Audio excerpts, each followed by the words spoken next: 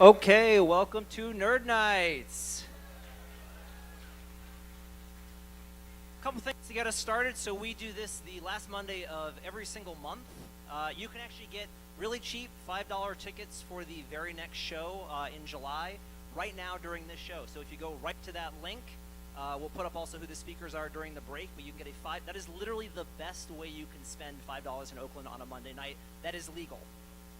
Actually, that's not so true anymore, but you get the idea, right? Also, so Facebook sucks, and so we're having some trouble getting like the events out to you guys because they make us pay a lot of money to get the events out to you, and so you guys don't get to see the events. You don't get notified. We can't actually invite you unless you are already friends with me or Rick or Anne Marie. So the best way to avoid that issue is you can actually go get on our email list. So you can go to our webpage, eastbay.nerdnight.com. You can also do this. So if you just text Oakland to 345-345, it'll give you a link and you can get on our email list. Email's free, which is great, and it also lets you're going to see every event. We're only going to send you 2 emails a month for our events, but it'll avoid this Facebook monopoly problem that we're all currently dealing with. So we would love for you guys to get on our on our email list so we can avoid Facebook as much as possible. Yeah, screw Facebook. My parents are totally in the audience. I was going to say, yeah, fuck Facebook. My parents are totally in the audience tonight, so I'm not going to say that, except I just said that. Sorry, Mom, that is literally my first swear on stage ever. Yeah, exactly. So we have a great speaker tonight. Bob Calhoun is going to talk about the first science fiction convention and how cosplay got popular and how it led to this massive cultural thing where Comic-Con is this gigantic thing, and comics and sci-fi are they're part of our culture now. And so I was thinking about this, and it's like, there are a lot of really famous superheroes, and there are a lot of really, like, canonical superheroes. You have, like, Wonder Woman and Batman and Superman. You have great sci-fi characters, like Buck Rogers and Paper Girls, like these awesome characters. And so that kind of implies, like, that when something's lasted a long time, that these are good, well thought out, clever characters. So I went to the web and I was like, I wonder what happens when comic book and sci-fi characters go wrong. These are all real characters that appeared in actual comic books and actual sci-fi novels and comic books. These are terrible. So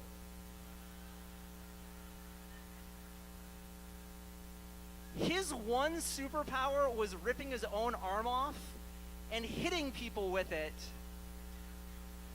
which is kind of what arms do anyway. I mean, when you're fighting, it doesn't really make sense. Not a great thought out character.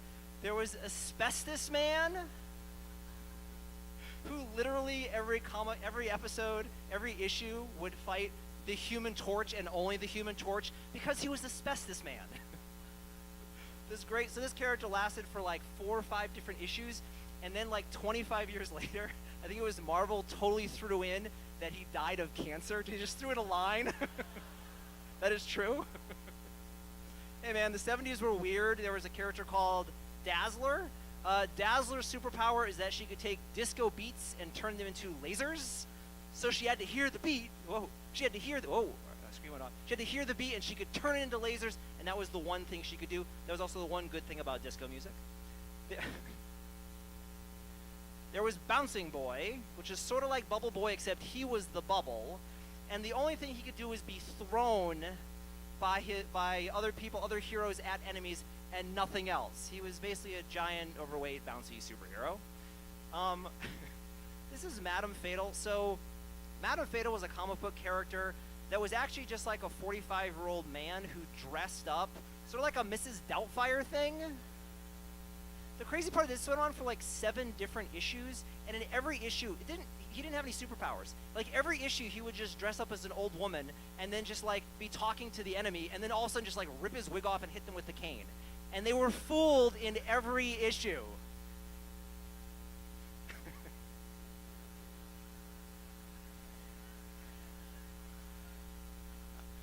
So not going to make the human centipede joke now that my parents are in the audience. Matter Eater Lad, his one power is he could eat lots and really quickly. Definitely a guy you do not want to share a 2-bed, 1-bath apartment with if you think about it. And finally, Hindsight Lad. Hindsight Lad's superpower was that when a plan went wrong, after the plan had gone wrong, he could use his superpower to tell you why it went wrong and what you should have done differently. And I gotta say, they nailed the face on the right there perfect, because we all know that guy. And that's his face right there. No question. Bob Calhoun has an awesome backstory. He was a wrestler in the 1990s in the Professional Wrestling League in San Francisco. He wrote an awesome book about it. He's written another awesome book called Shattering Conventions. He'll talk a little bit about that tonight. He also writes the SF Weekly Yesterday's Crime column, and just an all-around cool guy. Please welcome Bob Calhoun to the stage.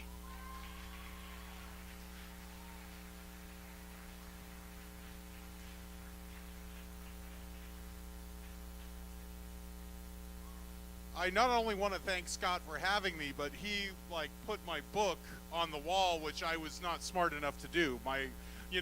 Putting the image of the book that is for sale later on tonight, 3 whole copies for the low Nerd Night special price of $10.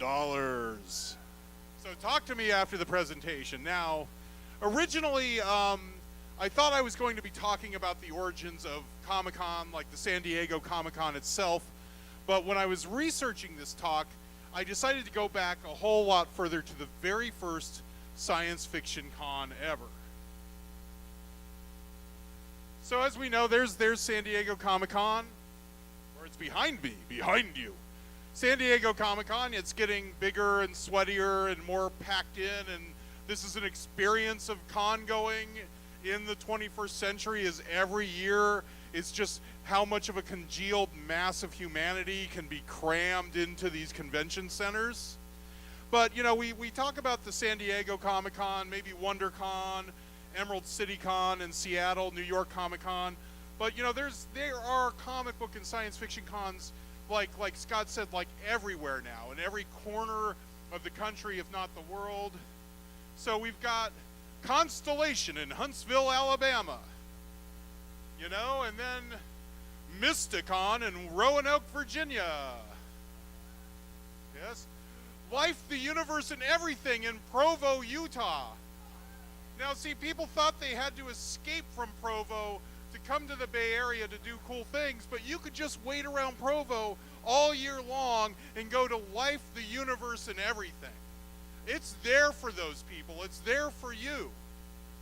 And Lubbock Con. Yes, there is a Comic-Con in Lubbock now. Lubbock, Texas, home of Buddy Holly. So there we go. Here is just the cribbed from Wikipedia list of cons. That's only about a third of it. The Wikipedia moderators have taken a lot of Comic-Cons out. This is just Science Fiction Con. But then WonderCon is there.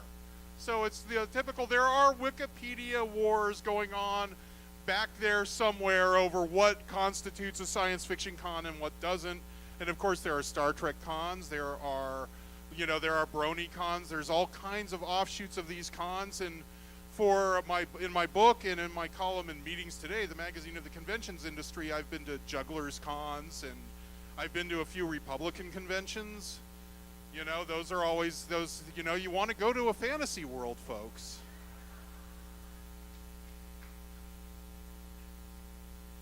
Okay, so science fiction conventions, believe it or not, all started at the World's Fair. Now, what's the World's Fair? It's kind of like a county fair that you may be familiar with, but only very, very big, and it goes on for 6 months. They started in basically the mid-19th century, and all the nations of the world would show off what they had developed technologically. Like, there's definitely a steampunk bent for at least the first 50 years of these things. Prince Albert, was very big into these World's Fairs. And, there was also, of course, a lot of stereotypes, because somehow the nations of the earth that weren't so white tended to show off themselves through stereotypes that they thought that Europeans and Americans could understand. So we've got Elvis there. And what did the World's Fairs bring us besides technology and stereotypes? Well, we got the Eiffel Tower. If I can read my sheet. The Eiffel Tower, the 1889 World's Fair in Paris. That's what we got out of that World's Fair. San Francisco got the Palace of Fine Arts from the 1915 Pan Pacific Expo. And then there's that Space Needle from the '64 World Fair, which is kind of the end of World Fairs as like a big deal. Now there are still World's Fairs going on, but the United States didn't even participate in 2000. Minnesota tried to get the 2023 World's Fair and failed and lost to Buenos Aires. I kind of think that was a Trump thing, because you know Trump remembers stuff from his past and decides we need to bring it back again. That's a thing that goes on a lot. That's not a commentary on him for Republicans in the audience today. We're not allowed to chase you out of restaurants. No, we can't do that. Okay. So the first, and there we are at the Seattle World's Fair. There's a young Snake Plissken kicking Elvis Presley in the shins. That's another thing that went on at the 1964 World's Fair. There's Kurt Russell, about 10 years old there, and Elvis pays him to kick him in the shins. Come, I want you to kick me in the shin. Because it gets sympathy. He's basically gaslighting some woman. So he has Jack Burton from Big Trouble in Little China kick him in the shins. So that's the kind of thing that was going on at these things. The first science fiction convention, the first one ever. Now, there will be the actually but people. The actually but people, we all know them. We might even be them at various points in our life who will tell you, well, there was a previous science fiction convention held in Frederick Pohl's parents' backyard, and 3 people showed up to discuss Astounding Science Fiction magazine. And that did happen. But the first, science fiction convention with a program that people took trains or maybe tramp steamers to get to was at the 1939 World Fair in Flushing Meadows, Queens, New York. Now, as we can see here, here's some of the young lads from the science fiction convention. I should carry the mic with me, but right there, pay attention to him. That is a young Ray Bradbury, 17 years old. We can tell he's from California because he's not wearing a button-up shirt. And what's with this? The Beach Boys here. Ray Bradbury and the Beach Boys, So he's from Los Angeles, and that's just how people from Los Angeles looked for the first 2/3 of the 20th century. What happened, Los Angeles? They're all going, they didn't have enough of the fair, so they all went to Coney Island. They just didn't have enough of the fair. They're at the damn fair, and they got to go to an amusement park. Now, the theme of the 39 World's Fair was the world of tomorrow. So the whole thing was really a science fiction convention. The whole thing was, you have Electro, the Westinghouse Moto Man. He performed 26 mechanical tricks, including walking, talking, smoking, cigarettes, and counting. And that was on May 8th, 1939. A lot of guys with fedoras were checking out Electro, the Moto Man. So it was all very, very pulp science fiction forward looking.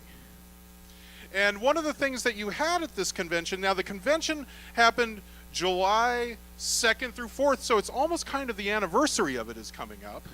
What would it be, Scott? You're better with numbers than I am. You're a scientist.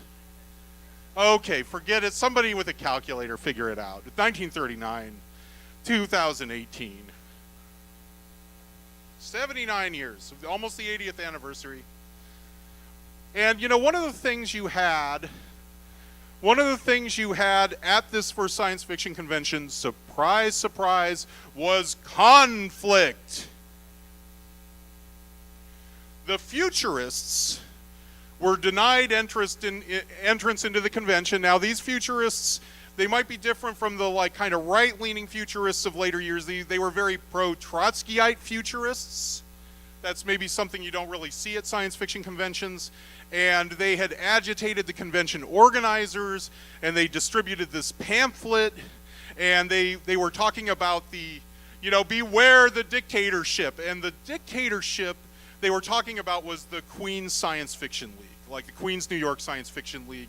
This was the great gathering danger at our shores, which it might seem a little insensitive of the futurists because Hitler invaded Poland just 2 months after this. But the dictatorship of the Queen's Science Fiction League was very much on their minds. Now, The futurists staged their own separate gathering, kind of in some other part of the fair. Some futurists were allowed back into the con. Others weren't. You know, they weren't going to go back in there. So there you have conflict, like a bunch of science fiction nerds all getting together the first time ever, and there's factionalism. Never, you know, it's still happening now. It'll keep happening. The other thing that was a first at the 1939 World Science Fiction Convention, the first cosplay. Were you booing the cosplay? Oh, okay, yeah. So that's Forrest J. Ackerman. He later became the publisher of Famous Monsters of Filmland, which was like a zine that you could buy at 7-Eleven throughout most of my childhood. Like, you know, like you didn't have to hunt in some weird bookstore like weird monster movie mags. You know, they were basically zines, but they were freely available, even at Safeway sometimes. And that was his girlfriend at the time, Myrtle R. Douglas. She was known as Moroyo because they were really into Esperanto. And Esperanto was supposed to be this international language. We were going to get rid of English, Spanish, Japanese, Russian, and everybody would speak this language of the future. So all the early science fiction fans, at least the LA contingent, were way into Esperanto. Now, the only kind of cultural legacy of Esperanto is in the 60s, the producers of The Outer Limits made a kind of very strange fantasy film called Incubus with William Shatner, and all the dialogue is in Esperanto. I suggest you seek that film out. Everybody who watches that film uses the subtitles. So Moroyo designed these costumes. They're the only two people dressed up at this thing, and they were based on basically the pulp magazine covers of the time. You had lots of capes, although I couldn't find capes here, but you know, these kind of Flash Gordon, Buck Rogers costumes. They were also way into Things to Come, 1936 H.G. Wells film, which is also the first movie with kind of a plague of zombies. There's these kind of zombie guys, you know, it's after the apocalypse, and there's all these people living in squalor, kind of a Mad Max thing on one side, but then you have the kind of science fiction people wearing capes and togas and showing off their knees. Raymond Massey there. It's in public domain, so I know Scott has been on programs that have hosted this film before, Creepy Coffee Movie Time. They've definitely shown the living shit out of this movie, because you can just show it anytime you want, anywhere you want. We can even edit ourselves into it if we want. So, let me see, where's my quote? My Forey Ackerman quote here. It was sort of like Clark Kent when he steps into the telephone booth and comes out with a Superman suit. When I got into that costume, I walked the streets of New York and little children crying out that it was Flash Gordon or Buck Rogers. Ackerman also showed up dressed with that, with his fake ray gun, or real ray gun, who knows.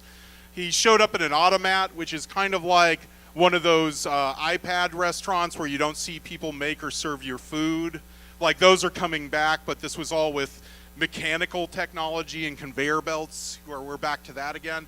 And he showed up there, and people thought he was the Moto Man that had gotten free from the Westinghouse exhibit, and police were called, and it was a whole big brouhaha.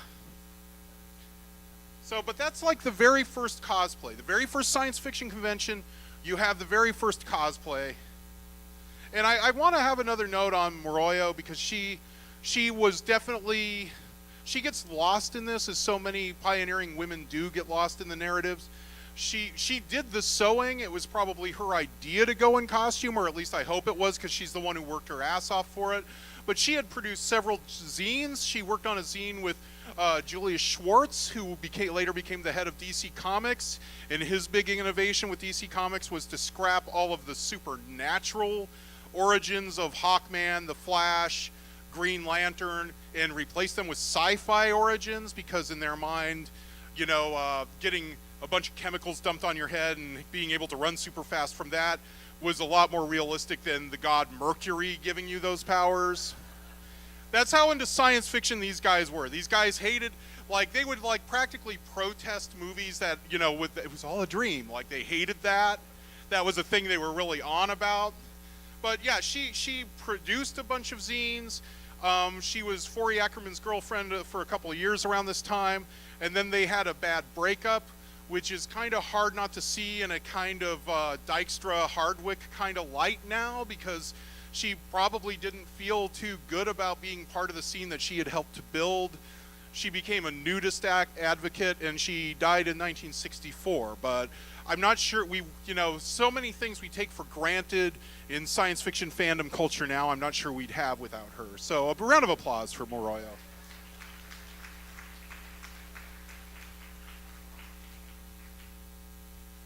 So when they did the first science fiction con, they didn't really plan on a second one, but it kind of had momentum for another World Con. And that was, I think, what was that? Was that in Philadelphia? No, it was Chicago. But more people showed up dressed in costume. Now this, it's kind of looking a little Halloween costume-like here, but this is like a 1946 convention.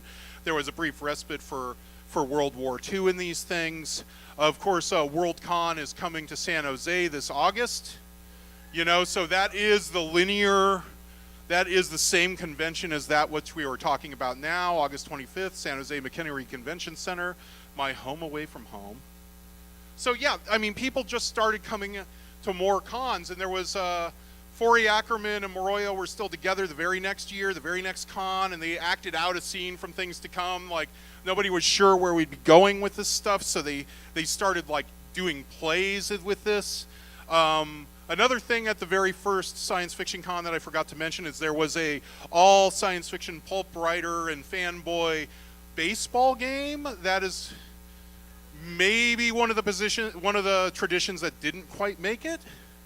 That Comic-Con baseball game that, So yeah, cosplay just from the beginning, like, Forey Ackerman and Moroyo show up dressed in costume, and then people are like, I want to do that too. And it keeps going. And there was a year at the Chicago Con, either the second or third one, where Ackerman marched all of them into the Chicago Tribune office, and they claimed to be from the future. And they were trying to run a scam on them, but then it didn't even make it to the paper because some more sober editor than the Nite editor was like, this is nuts, I'm not running this. So it was all for naught. So you have these cons in the early 70s, you have the San Diego Comic-Con happening, you have the early Star Trek cons. There I am in 1992 at San Diego Comic-Con, meeting Mr. T. The great meeting of the minds there, folks. Great meeting of the minds. I'm sorry if I keep pointing. I know it's behind me, but that's what I'm looking at. A lot of those cons that I went to back then, Forrest Ackerman was there. He was holding court at those, and he also had his own Famous Monsters cons that I attended. And you used to be able to go to his house when he was alive, and he would show you all these Ray Harryhausen figurines, because Ray Harryhausen was also an early member of this fandom. He wasn't at the first con.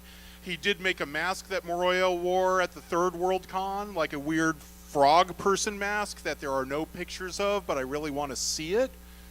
So there you go. Today, Comic-Cons are a part of our culture, part of American culture. The press will still cover them as if they're like, what are these weirdos doing? Even though they're happening in Provo, Utah. They're happening in Huntsville, Alabama. They are, there is going to be a point very soon, I'm going to leave you with this, where the Klingons and the 501st Legion Stormtroopers are going to be, if they aren't already, like the Rotary Club, the Lions Club, and when you drive into every town, you'll see their little emblem on that big old kiosk. They're just another service club, folks. I mean, and whatever the Stormtroopers are doing is not half as weird as what the Masons are doing in those damned aprons. So the book's available from me for a couple minutes after this thing. Does anybody have any questions? And I cannot see anybody, so just shout up.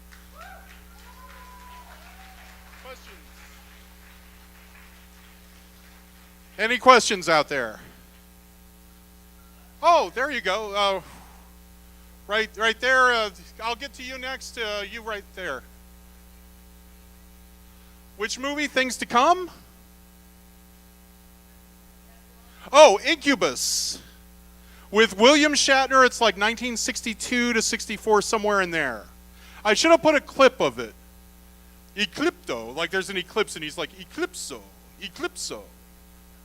It's a weird, I mean, just tell you it's a weird movie is really ridiculous at this point, but it's a weird movie. You back there with, yeah.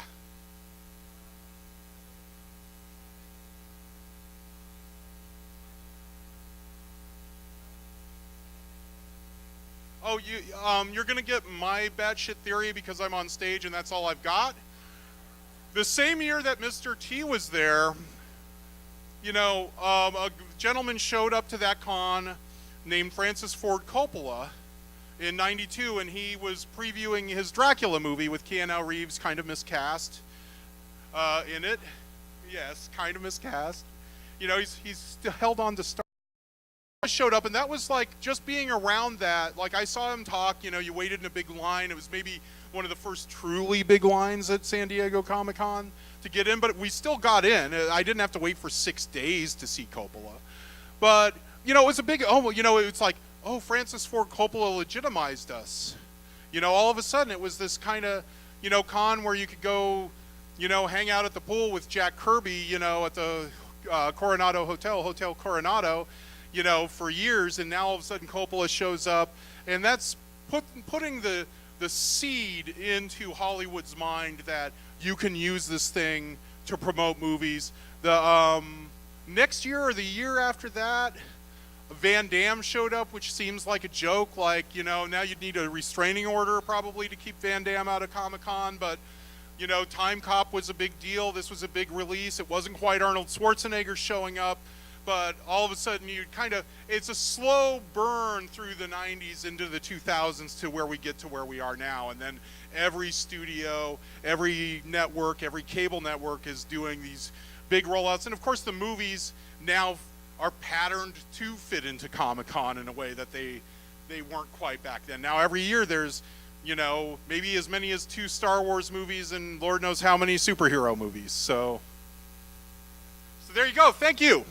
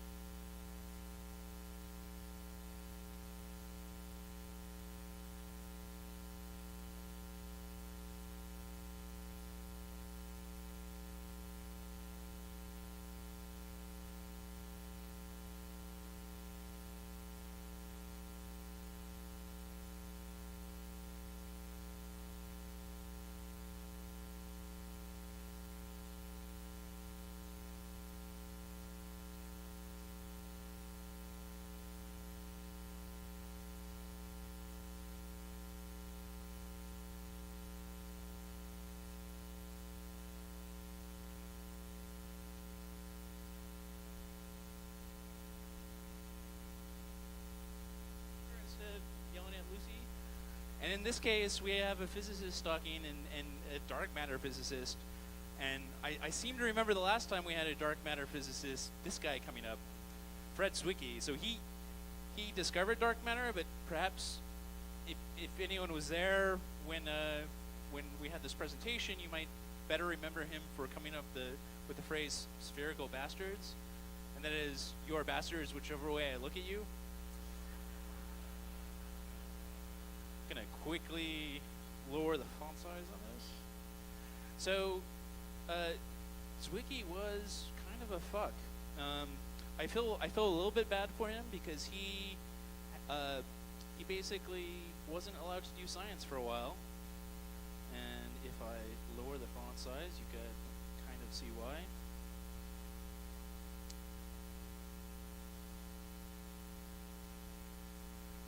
Riff, yes.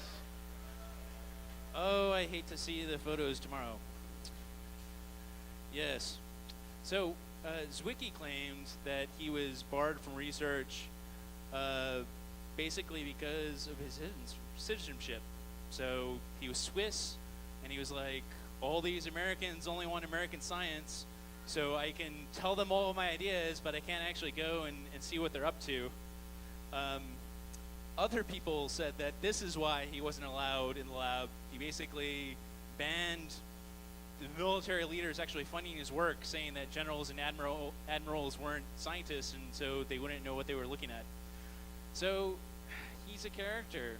And I thought that, this sort of paradigm of the curmudgeon scientist, the physicist who was an asshole, that must hold for, everyone, right? So I'm like, Zwicky didn't actually come up with the term dark matter. That was this guy, J.C. Captain.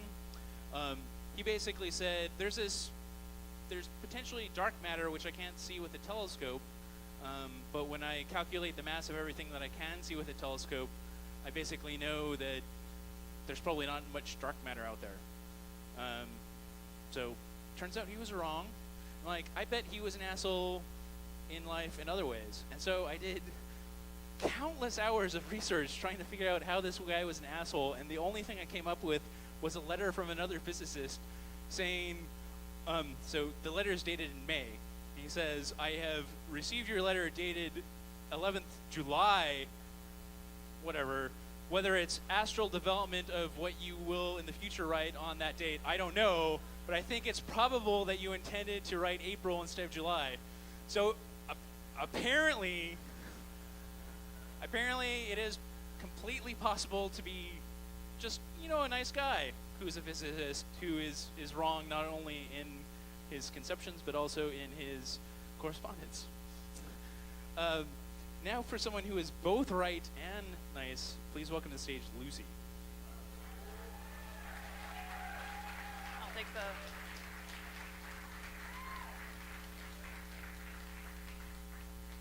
So when scientists count everything in the universe, when they look at stars and planet and the earth and grass and people and light and protons and everything, all that adds up to only 20% of matter.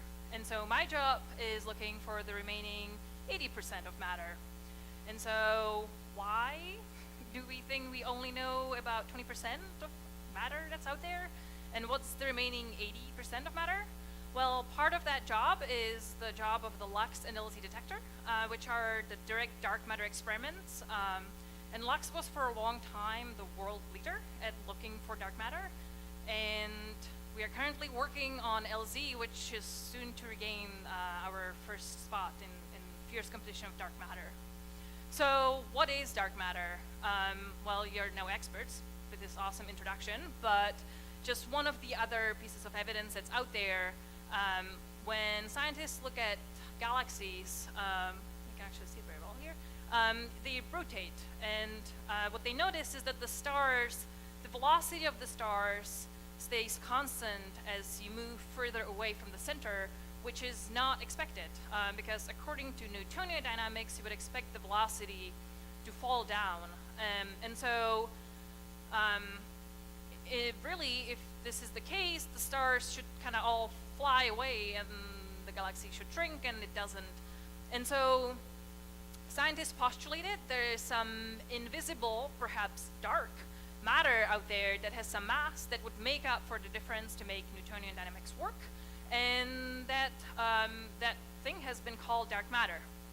And so there's much more evidence about dark matter, but there's also many theories about what dark matter could be. And so this illustration shows some of the particles. Here in the center are the particles we know about. It's the particles you, I'm sure, are very familiar from your everyday physics life. That's all we know about, or rather we know all about them, or a lot of about them. And so everything else are some of the dark matter theories of what the dark matter particle could be. And so you can see that there are many choices, and we in particular have decided to look for WIMPs, the weakly interacting massive particles. They are the preferred theory. They kind of fit nicely into the current physics, and so that's what we're looking for. So now how do we look for it? Well, there are many ways. We can look for them using a production where you can use the Large Hadron Collider at CERN that's smashing particles at each other, and then you can look for missing mass, and that you might see dark matter there. Or you can use indirect detection where you can send satellites to space, or you can build telescopes here on Earth and look again for some signals that the dark matter particles could create. Or, which I think is most fun, you can build detectors here on Earth and directly try to detect dark matter. And so that's what I'll talk tonight about, because that's the most awesome way to do that. There are many materials you can choose from, and again, the most awesome material to choose is liquid xenon, so that's what I'll talk about. And so, the way we detect dark matter with our direct detection is that we create a detector and we fill it with matter that's well characterized, that's well described, and then we wait for a dark matter particle to hit one of the atoms of the material, in our case xenon, and this interaction produces light, charge, and heat, and we can then try to detect this signature of this interaction and hopefully detect dark matter. And so the important point to stress here is that we are actually, even though it's called direct detection, we are not going to see the dark matter particle itself. We will see the interaction of the dark matter particle with the material in the detector. So for that, as I mentioned, we have chosen xenon, and we also go a mile underground. So we do all these crazy things because xenon is a very, very expensive noble gas.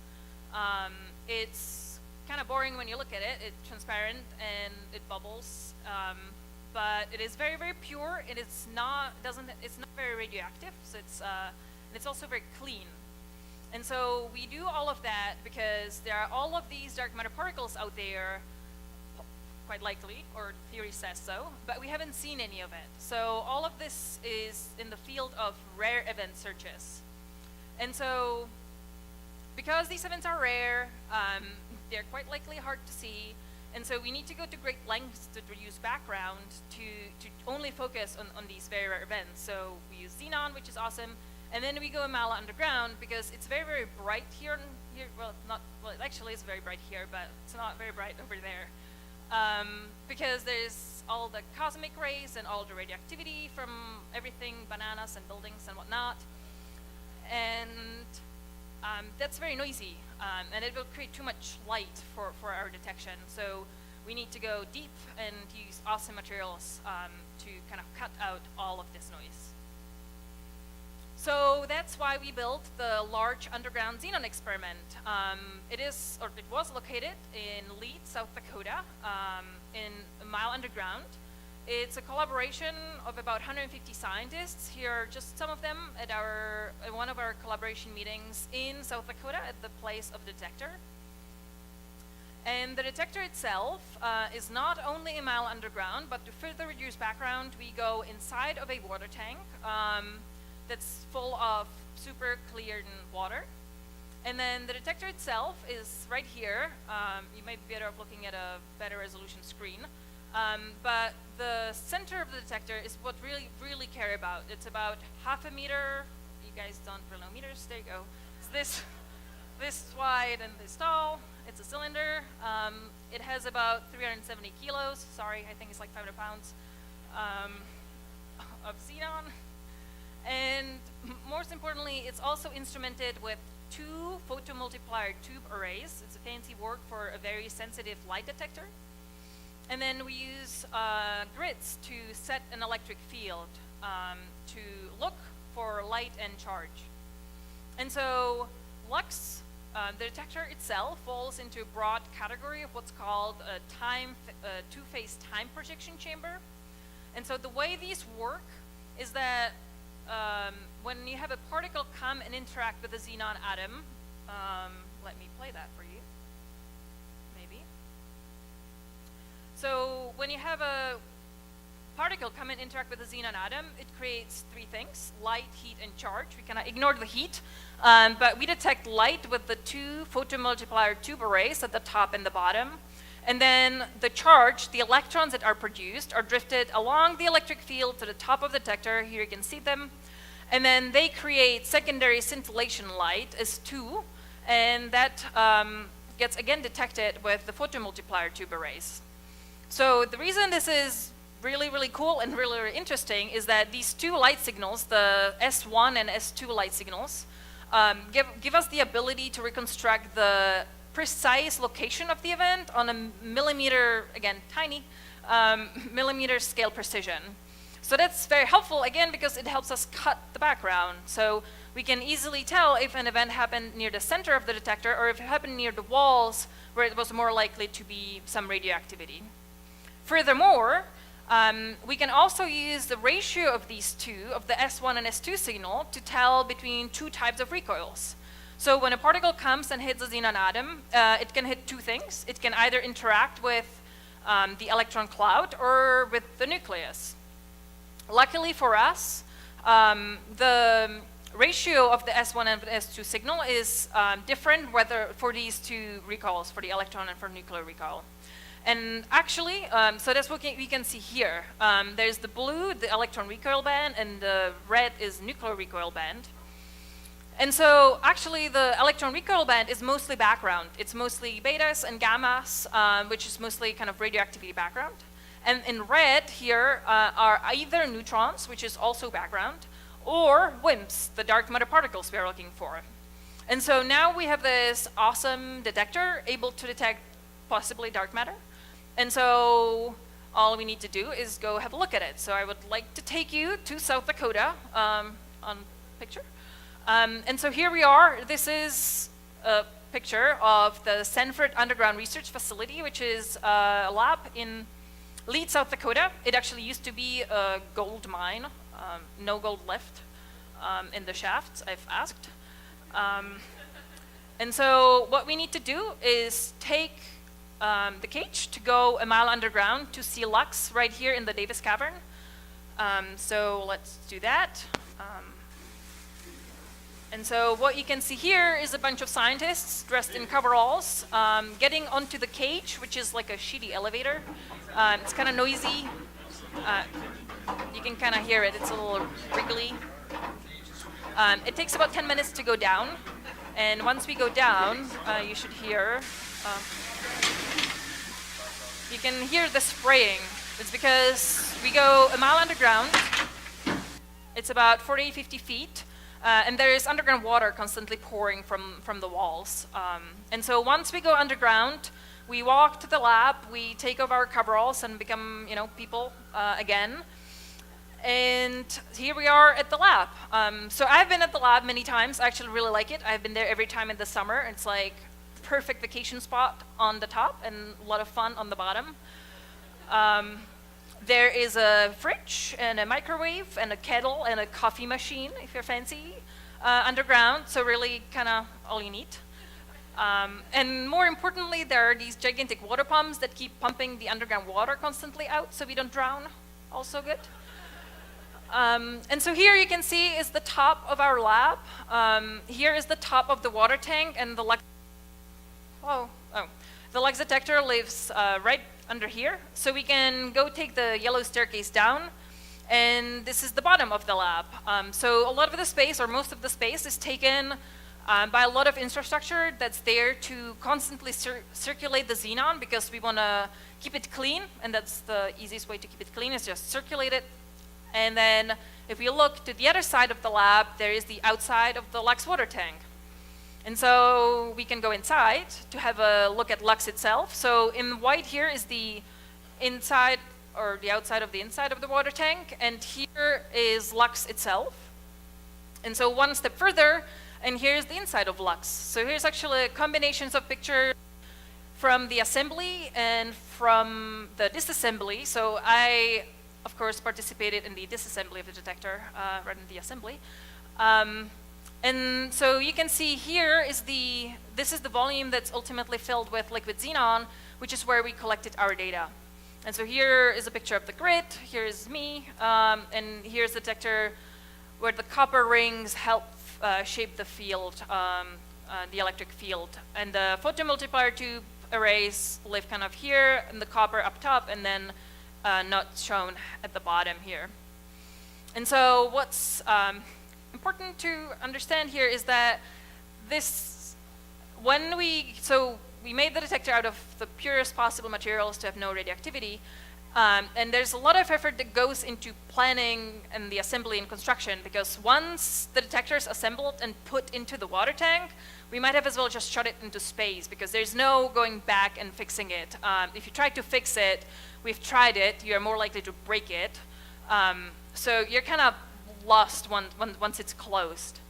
And so we closed the detector, just as shown here, well, we closed it for real. And then it just sat there in the water tank for 3 years collecting data.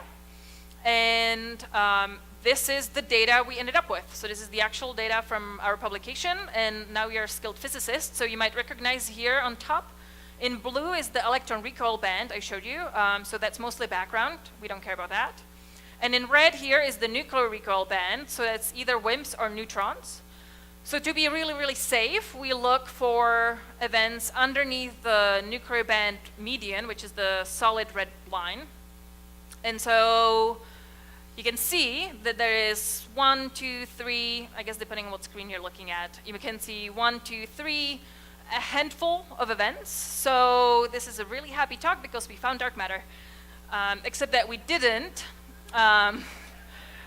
Otherwise, I would be too busy receiving a Nobel Prize or, my PI.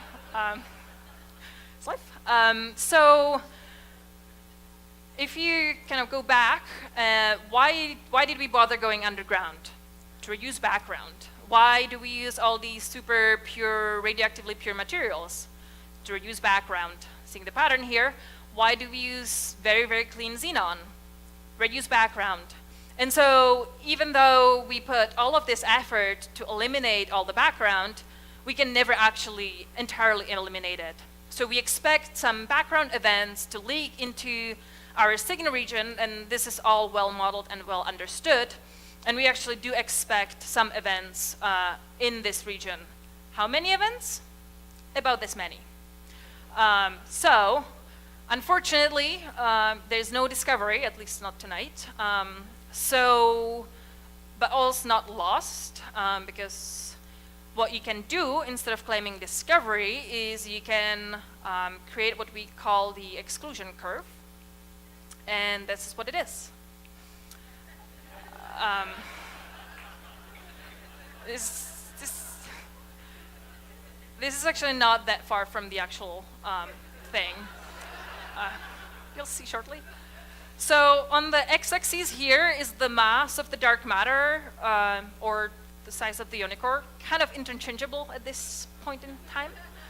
And on the y-axis is the likelihood of the dark matter or unicorn interacting with our detector.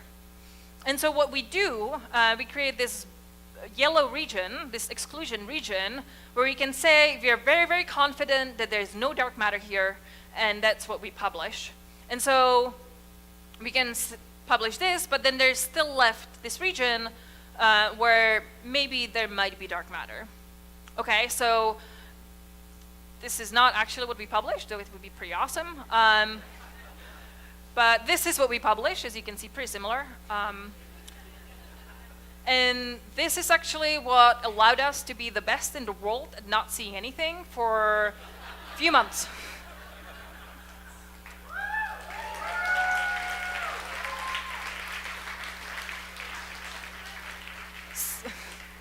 So this result is actually over a year old now, and it was an awesome result, but the competition in the liquid xenon world is fierce, for real. And we have since been taken over by a couple other detectors, the Xenon experiment in Italy and the Panda X experiment in China. You can again see the same curve and people just kind of pushing lower, excluding more and more stuff. And so we obviously want to be back to be best at not seeing anything again, or finding dark matter particles. I guess it doesn't really matter. Don't say that to my professor. So we have set out to build a bigger, better detector because we have learned all this information while building LUX. And so we are now building the LUX Zeppelin experiment, or LZ. And so as you can see here, LUX is now in a museum in South Dakota. It's a hotspot. I highly recommend it. And here on the picture, you can see LZ. That's about 40 times the size of LUX, which you can see right here. And will contain about 10 tons of liquid xenon, 10 metric tons. I don't know if it's more or less than local tons, doesn't matter. And 10 tons actually turns out is about 1/5 of the yearly world market of xenon. So you can't just go and buy it all. It's like a whole planning that goes into buying the xenon, and it's all a big, big thing. And so here is LZ itself. It's pretty similar in design, but kind of more awesome. It lives in the same water tank that LUX, or it will live in the same water tank that LUX resided in South Dakota. The detector itself is now much bigger, 1.5 meters, and by 1.5 meters, much, much bigger. And there's just other upgrades there that are cool and make it a better detector. I'm not going to talk about the gory details of the design.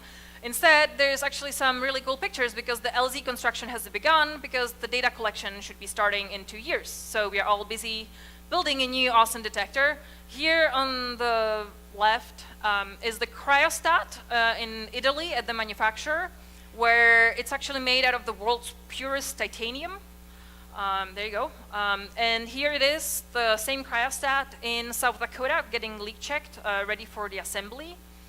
Here on top are gigantic grids that have been woven at Stanford lab here. We have actually had a loom made to grid these, to weave these grids. It's all really cool. And kind of innocent here in the corner, in a very innocuous looking trailer under a medium-sized block, is about 6 tons of xenon worth tens of millions of dollars. And so this is all under construction, and the construction should finish next year, and then we should start collecting data soon. The design details of LZ have been published in the LZTDR, as we like to call it, the technical design report. It's a 400-page page turner.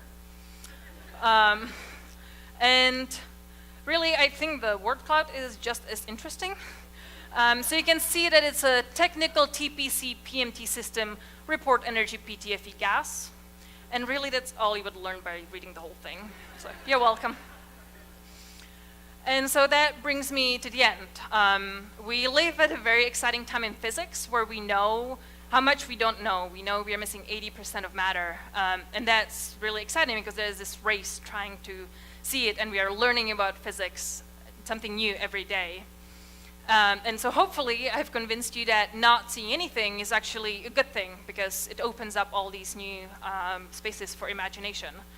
And so hopefully this is a very exciting time to be working in physics because as we learn more about physics and about dark matter, we will eventually see dark matter because it's out there. And the more surprising the discovery will be, the more we'll learn about it. Thank you.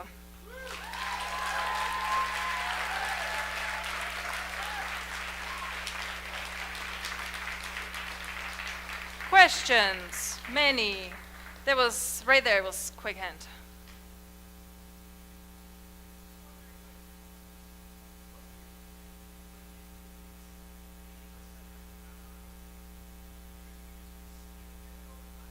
We probably are, but that's why the field is. Oh yeah, sorry. The question is, if there's 80% of matter missing, why aren't we swimming in it? We are, we just don't feel it, which is part of why it's called dark matter. And rare event searches is because it doesn't interact very much, so it's really hard to detect and feel and swim in. It's not like salt water. Be cool though. Ooh. Many other questions for front row here. First off, we are nerds, so the metric system is probably Oh, fine. sorry, didn't mean to insult anyone. But, so I'm gathering that neutrinos are not a problem with the CDOT detector. They are not yet, but they will be for LZ.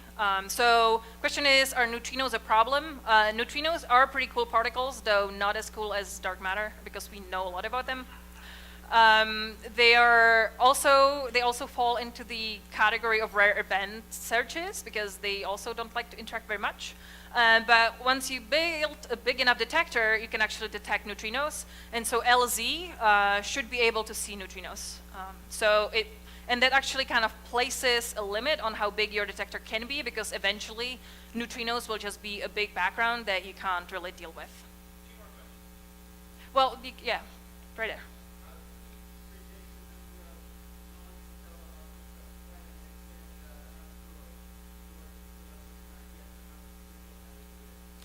There's like a whole field of astronomy and cosmology doing that. We can talk after. I feel like that's not a question. One more.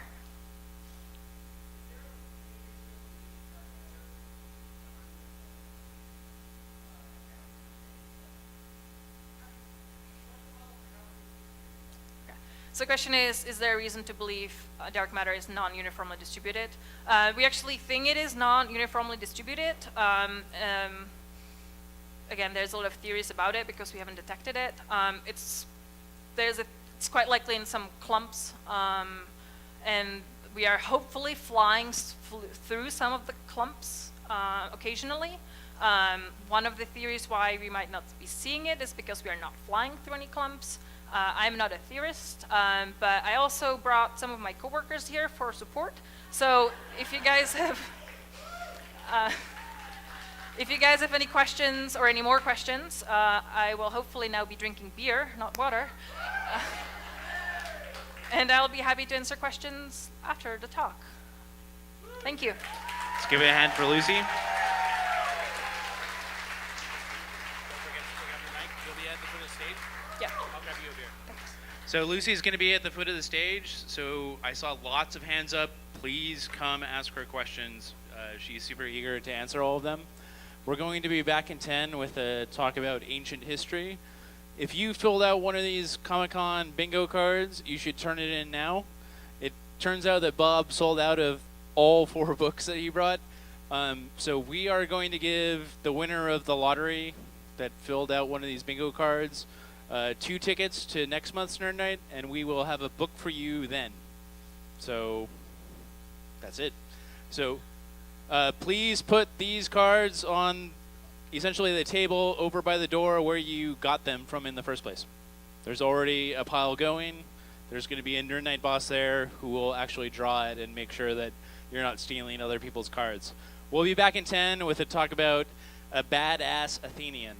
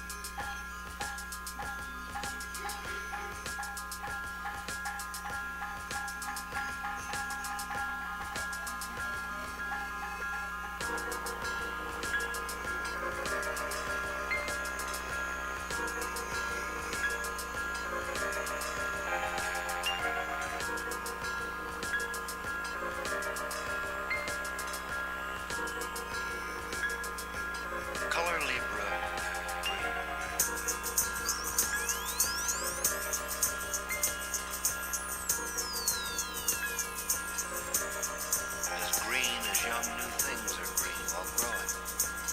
As green as cool mint leaves in a sweltering summer, pacifying the hot day.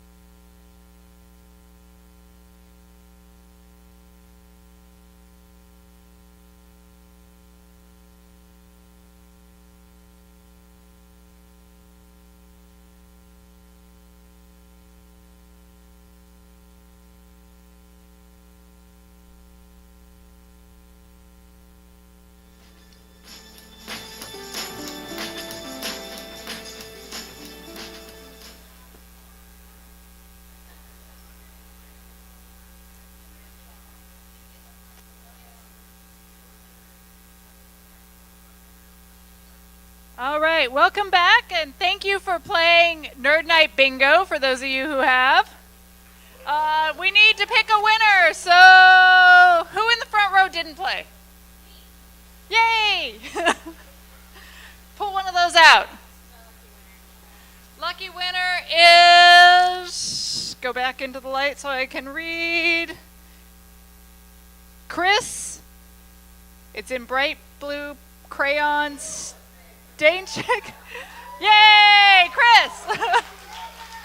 All right, see somewhere out here. Over there, great. All right, thanks for playing. Every month we try and do something a little bit different. So since we had not enough of obviously a very popular book with the Comic-Con here tonight, if you'd like to buy one and didn't get one, send us a message either through our Facebook page, which, as we admitted, Facebook sucks. We also have a website, and if you, just by default of being here, you are obviously a nerd, which means you have something interesting to say.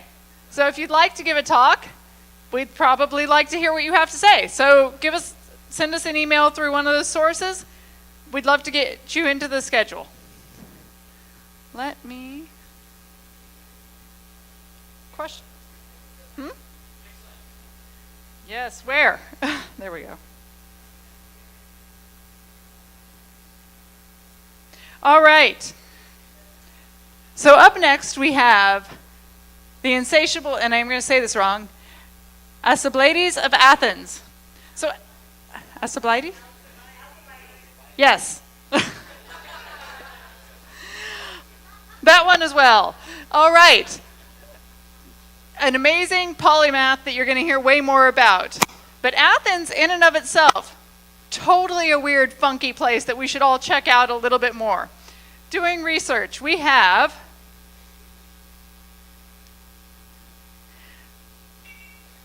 a 2,000-year-old version of a computer in Athens that you can go and see.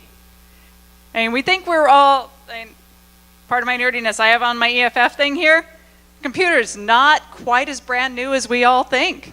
The Athenians, they had some ideas. Magic spheres, also a big thing in Athenia.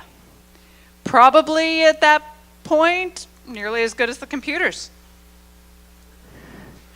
So Athens, they were predicting things long before we had any concept. But what they were also really good at, really amazing, was some of their engineering. Good engineering will outlast us all. And water systems, old-time water systems, are spectacular. I'm a water nerd. So finding things like the fact that there is actually a water system under their metro is super exciting. Probably developed by the guy we're going to hear about later, because, you know, he developed all these things from the sound of it. They also had a long history of co-opting other religions and their symbols. So you can actually go to churches where they had taken apart other churches, put them back together, and relabeled them. So if you don't like already the predictions, the computers, you can go from the science into the religion. They've covered the whole bit, just like our next speaker is going to. So I want to introduce Teddy DeGroot. I'm sure he's already tired of all the Groot jokes. It was super tempting to come between that and Comic-Con dressed as Groot. Didn't go there. It's a little awkward running down the streets of Oakland dressed as Groot. But anyways, Teddy, brand new to California. So we want you to welcome him. He's out of Wisconsin most recently, just settling into the Bay Area. So we want to make him feel extra welcome. So Teddy, if we can get you up here. All right. Good. Hello. Oh, perfect. Does this have a laser? Yes. Nice. All right. Hello, Oakland. Yeah. We're good at basketball here. So I'm here to talk to you about Alcibiades, and I'm a biomedical engineer by training. I've been one since I don't know, 2005, but also I have this weird interest in classical studies, especially classical Greece.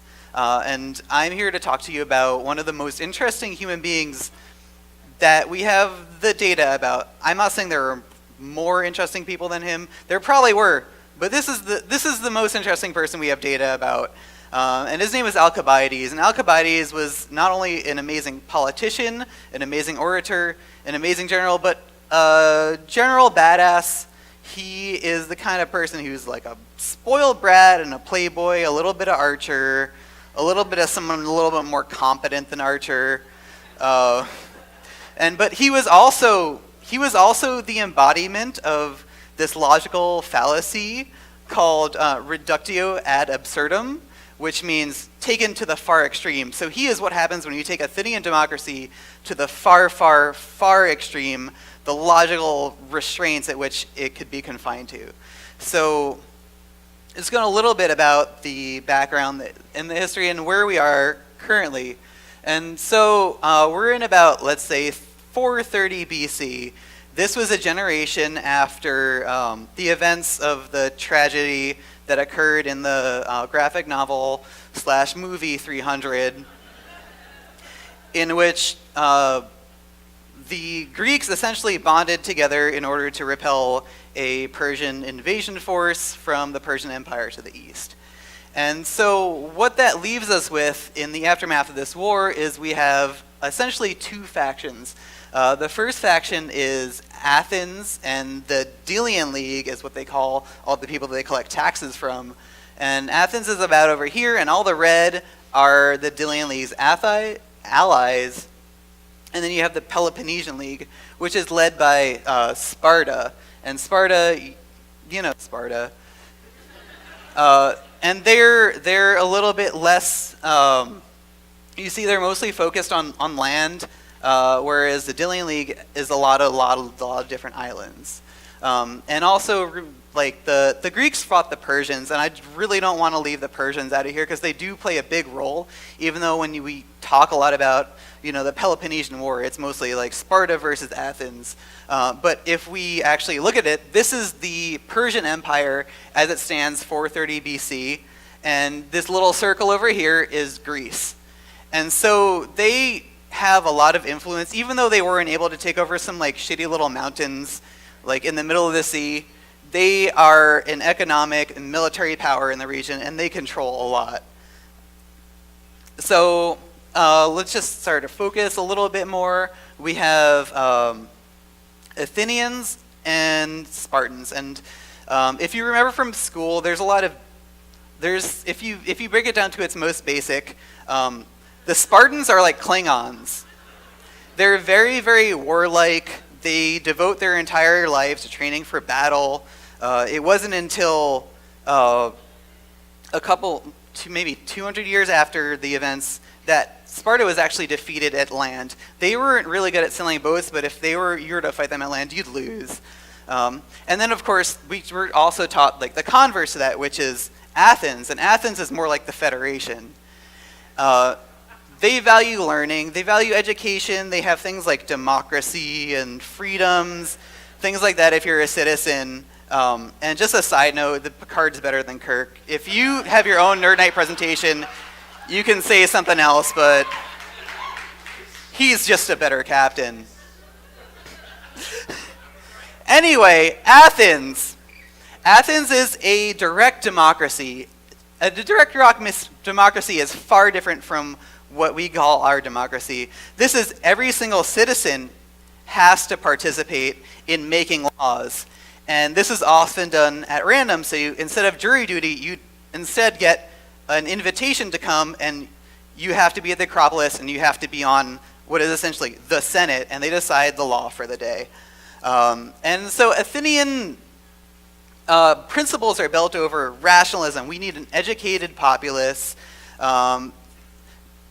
We need equality for all those who are citizens, and a citizen is how they kind of restrict rights to only like property owning males who are of Athenian descent. So, I mean, it's a little bit like our democracy is.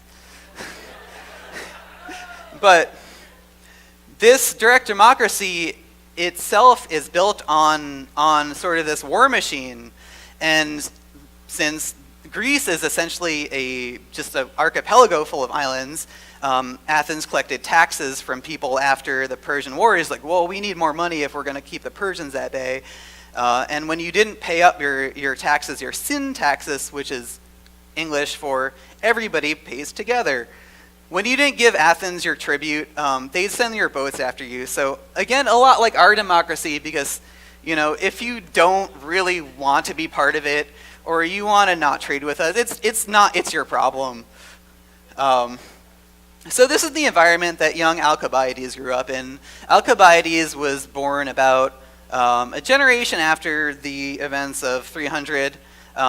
He was born to a general who was killed in battle, so he got handed to Pericles, which was one of the most influential general leaders of Athens ever.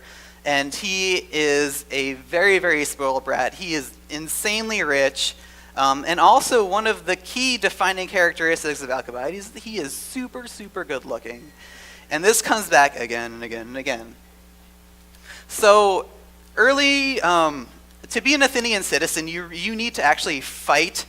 You need your own armor, and you need to fight to defend your city-state.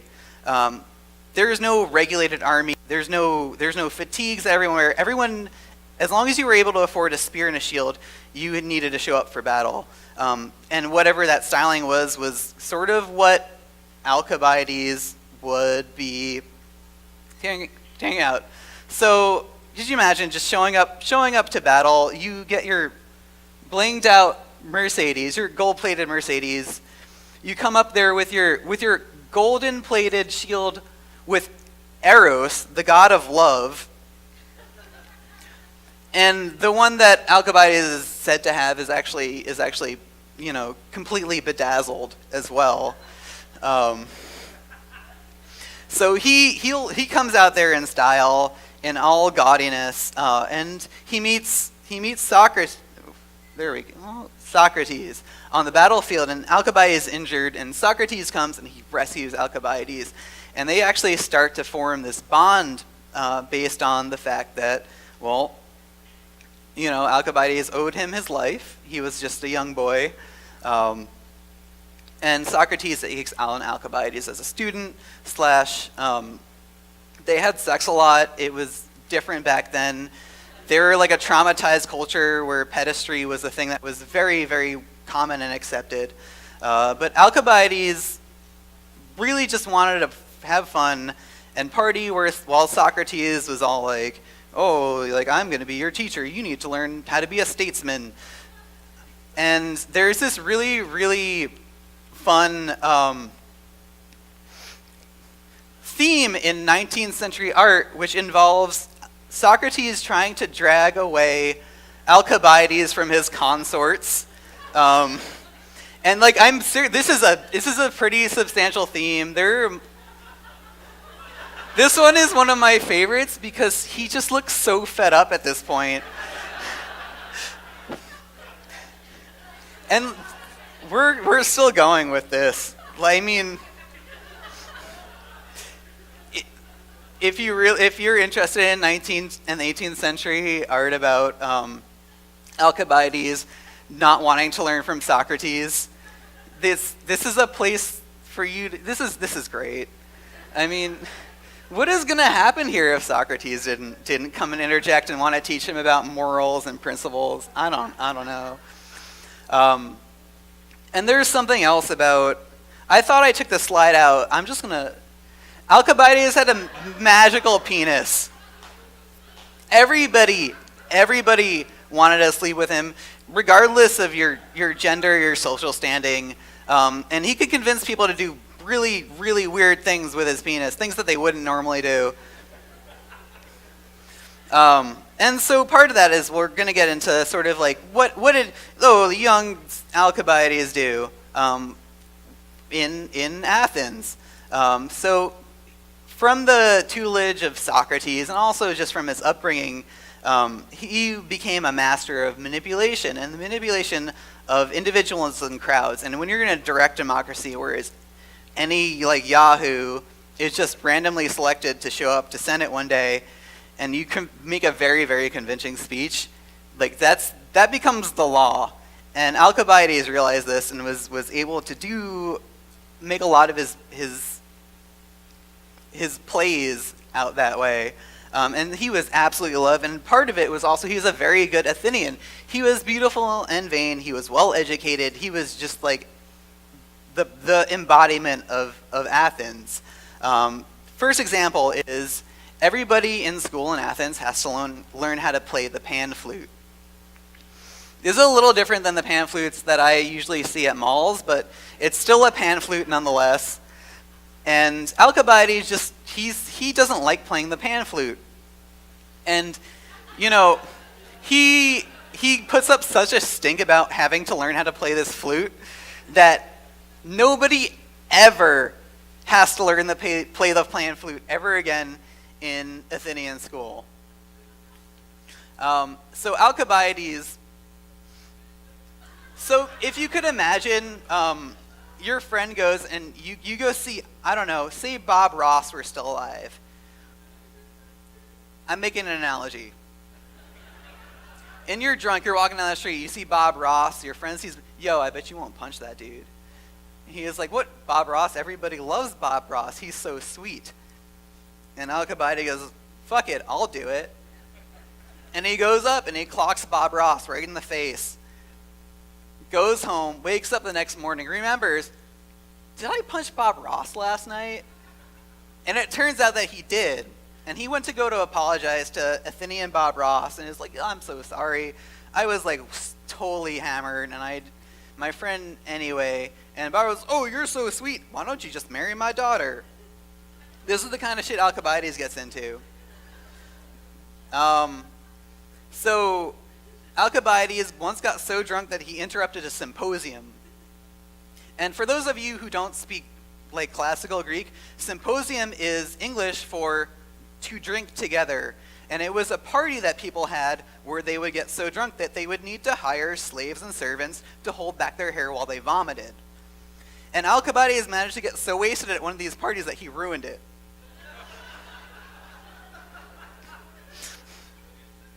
And no one's safe from Alcibiades. I mean, like, he fucked Socrates.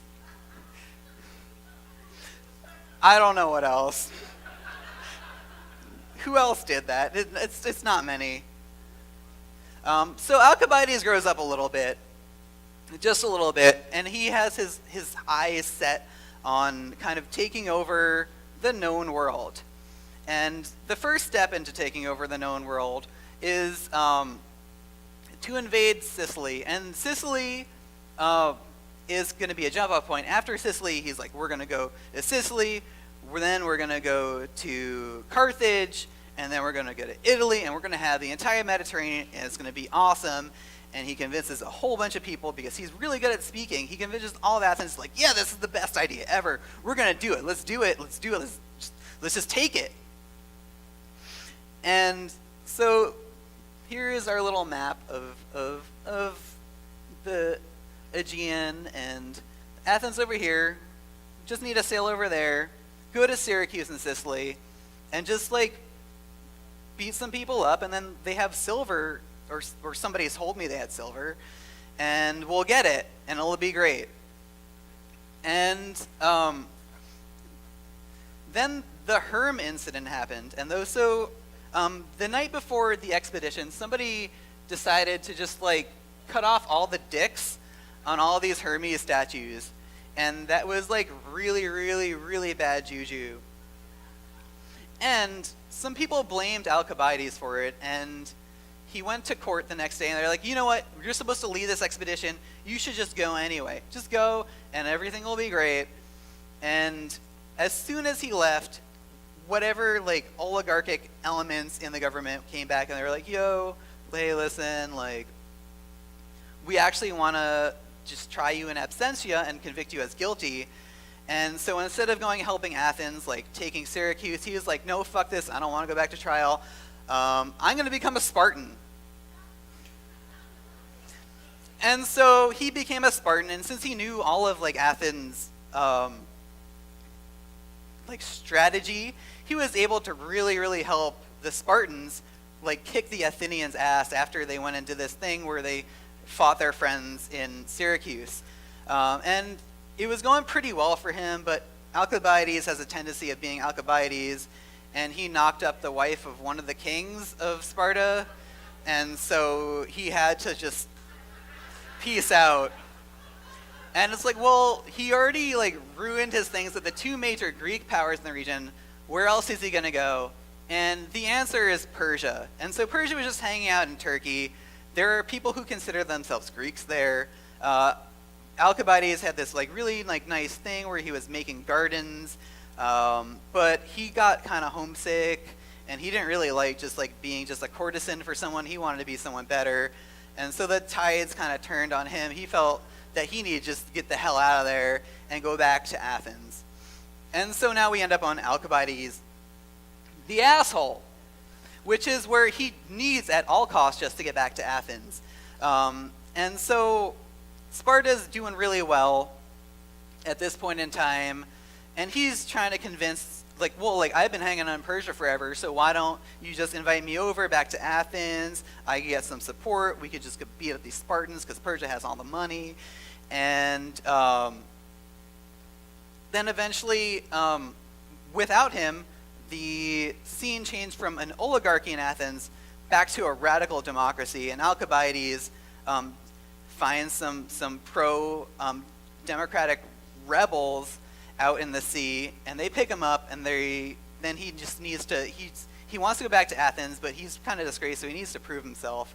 And so then we go to Alcibiades, the military genius, and he was such a genius that Wikipedia has this really awesome block diagram on how Alcibiades did good at sea battle.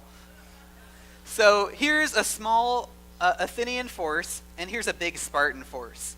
And it was like, oh, look, you're so much bigger, you could beat me up, I gotta run away. And then, oh, surprise, we actually had more people, and now you're flanked and you're dead. And so Alcibiades started winning these really great battles at sea. He kicked some major ass all across the Aegean. He got Athens Constantinople, which gave you access to the Black Sea and all the farmland up there, which allows you to feed an army and actually do some, like, you know, if you could feed an army, you could move an army. And then with all these accomplishments, he just goes back to Athens, and he's like, hey guys, like, I'm back, and everyone's like, holy shit, Alcibiades, we love you so much, we never didn't love you. And he's like, I know. He went out and after this one, he started back to general. Everyone was happy with him. He was a general again. He went out into the sea trying to fight some Spartans. There was some island he went to. I don't know. There was probably someone he needed to bang there, but he left somebody else in charge. And this guy thought, well, you know what? Remember this time when this thing worked? Like 4 times before? I'm going to do it again, and I'm going to be the hero now. But he failed miserably, and Alcibiades actually got the blame for it because he was supposed to be the commander of the fleet. But he was off doing who knows what. So he was exiled from Athens. And then one of those castles, he captured up, one of the places where he was off, proven that he was a really great military guy. He goes, hides out there, doesn't want anything to do with anyone else anymore. He maybe tries to stick his fingers into local government, but it doesn't work out super well for him. The Peloponnesians and like the Spartans are like, he's very dangerous, we should just probably get rid of him, and he got shot by a bunch of arrows. This only has one arrow, but like the Thucydides says he got like a lot of arrows, and he set his house on fire, and he killed like half of the people. But anyways, Alcibiades is dead, and so now, womp womp. Sorry, Alcibiades. So he's no more.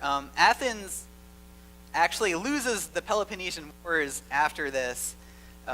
they have an oligarchy installed. An oligarchy is the government that Sparta has, so it kind of seems that Sparta may have won. Athens and Sparta both are never as strong again, and Persia continues to apply their like little economic warfare, is supporting people that they like or whoever they think will destabilize the region, pulling sort of a page from the U.S. foreign policy book. And eventually there is no more classical Greece, because Athens and Sparta, the pillars of classical Greece, become useless and ineffective. And just one last thing is that I read a couple articles about how Donald Trump is Alcibiades of the 21st century, and that's bullshit because Donald Trump sucks and Alcibiades rules. So, thanks, and I'll take any questions.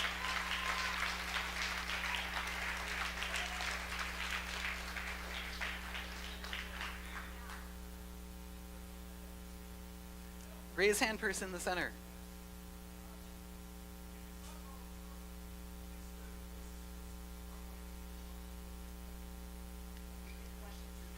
Who is the most like Alcibiades in the modern world? And that's a very difficult question because he is the embodiment of it's just I'm not sure. Nobody. The answer is nobody, because I don't think anyone could convince a country just to go like, oh, they got some silver. Yo, let's go get some silver and like launch an invasion. I mean, oil. George Bush is the modern Alcibiades. You've heard it here.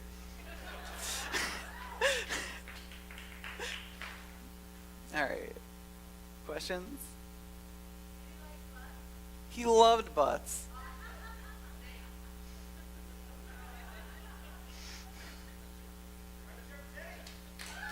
Wait, there's one more question. I think there was one more question. Go ahead. What was that? Aristotle would be a little bit too young for this.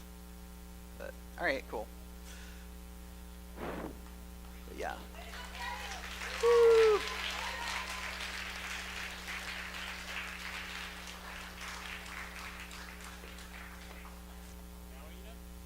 No, I'm done. Okay. Can you turn off? Yes. Go.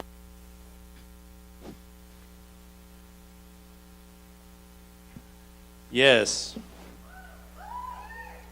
Thank you so much for joining us at Nerd Night. This was the first event where we had the like Madonna style mics. Did that sound okay? Okay. So we love audience feedback. So please email us all of the criticism you have, because we're eager to make this a better show for you. We always close the event on things that you guys should check out for the next month, including our show. But before our show, there's lots of things coming up. One of our alumni, Cara Platani, who talked about cyborgs, is giving a talk in SF. She's going to give a talk like tomorrow with a whole bunch of San Francisco-based comedians. Dorkbot, Having Fun with Electricity, is turning 100. So that's going to be a big event. The Bay Area Open Forum on Tech Won't Build It is basically about how Google and Yahoo have turned down government contracts to build essentially weapons of war. So if you want to hear that, go do it. Cocktail Robots Grand Challenge happens at DNA Lounge. It's a great chance to have a cocktail made by a robot. We've had the longtime winner of this, Inebriate, at this event several times. One of the main builders of Inebriate is now in Chicago. So now someone else is going to take the title. If you're going to hit one Cocktail Robotics Grand Challenge ever, you might as well hit this one, because it's going to be a new person. Nerd Night Sacramento just took last month off. If you don't mind traveling all the way to Sacramento, you should check them out this month, because they have had 2 months to basically plan an amazing event. And of course, Nerd Night San Francisco happens every month. We also happen every month, last Monday of every month. Please check us out. We'll be talking about the key system, so potentially better, I would say, train-based public transit than we currently have right now. We'll talk about the Deep Space Network, and we will have a talk about something. Yes, art and healing. So please check us out next month. You could get tickets tonight only for $5, and you could join our email list by texting to that number. See you next month.